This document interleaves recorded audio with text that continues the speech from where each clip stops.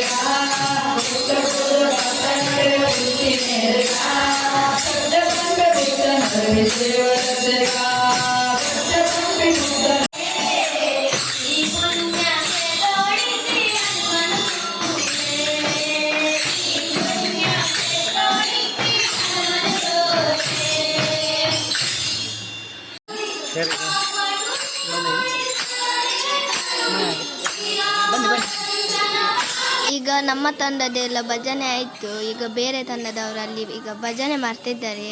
ಈಗ ಇಲ್ಲಿ ಪುರೋಹಿತರು ನಮಗೆ ನಮ್ಮ ತಂಡದವರಿಗೆ ಪ್ರಸಾದ ಕೊಡ್ತಿದ್ದಾರೆ.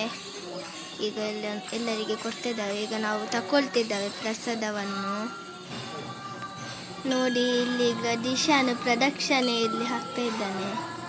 ನಾನೀಗ ಇಲ್ಲಿ ಪ್ರದಕ್ಷಿಣೆ ನೋಡಿ. ಇವಳು ಕೀರ್ತನ ಅಂತ, ಇವನು ಆದಿತ್ಯ ಅಂತ, ಇವನು ಮೋಕ್ಷ ಅಂತ, ಇವನು ದಕ್ಷ, ಇವಳು ತನ್ವಿ ಅಂತ, ಇವಳು ವೈಷ್ಣವಿ, ಅಮೃತ ವರ್ಷಿಣಿ ಅಕ್ಕ, ಮತ್ತೆ ನನ್ನ ತಂಗಿ ಸ್ಮಯ. ನೋಡಿ ಅಂತ ಇಲ್ಲಿ ಒಂದು ಬಾವಿನ ಕಟ್ಟೆಯಲ್ಲಿ ಒಂದು ಕೇಪುಲು ಗಿಡ ಉಂಟು. ಚಂದ ಉಂಟಲ್ಲ.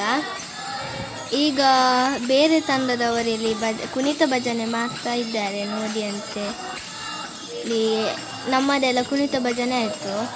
ಈಗ ಇಲ್ಲಿ ಸ್ಮಯನಿಗೆ ಆಗ್ತಾ ಇಲ್ಲ ಗಂಟೆ ಹೊಡಿಲಿಕ್ಕೆ. ಹಾಗೆ ಗಣೇಶ ಮಾಮ ಒಬ್ಬರು ಅವಳನ್ನು ಎತ್ತಿ ಗಂಟೆ ಹೊಡಿಲಿಕ್ಕೆ ಹೆಲ್ಪ್ ಮಾಡಿದ್ರು.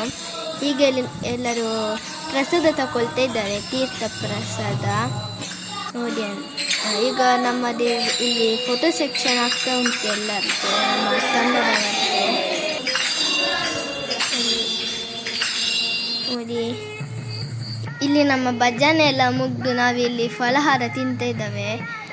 ಇಲ್ಲಿ ಬಾಳೆಹಣ್ಣು ಮತ್ತು ಅವಲಕ್ಕಿ ಮತ್ತು ಕಡಲೆ ಎಲ್ಲ ಇತ್ತು, ಟೀ ಎಲ್ಲ. ಈ ದೇವಸ್ಥಾನದ ಹೆಸರು ಬಂದು ಶ್ರೀ ಕೋದಂಡ ರಾಮಚಂದ್ರ ದೇವಸ್ಥಾನ ಅಂತ. ಇಲ್ಲಿ ಸ್ಥಳ ಪುರಾಣ ಎಲ್ಲ ಅಷ್ಟು ನನಗೆ ಗೊತ್ತಿಲ್ಲ, ನಾನು ತಿಳಿದುಕೊಂಡು ನೆಕ್ಸ್ಟ್ ವಿಡಿಯೋದಲ್ಲಿ ಮಾಡ್ತೇನೆ. ಇಲ್ಲಿ ಈಗ ನಾವು ಹೊರಟ್ವಿ. ಇವನ ಹೆಸರು ದಿಶಾನ್ ಅಂತ. ನಾನು ಮತ್ತು ನಮ್ಮ ತಂಗಿ ಎಲ್ಲ ಹೊರಟ್ವಿ. ನಮ್ಮ ಭಜನೆ ಎಲ್ಲ ಆಯಿತು.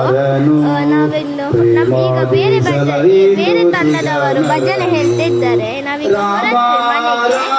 ಮುಂದಿನ ವಿಡಿಯೋದಲ್ಲಿ ಸಿಗೋಣ. ಅಲ್ಲಿವರೆಗೂ ಥ್ಯಾಂಕ್ ಯು.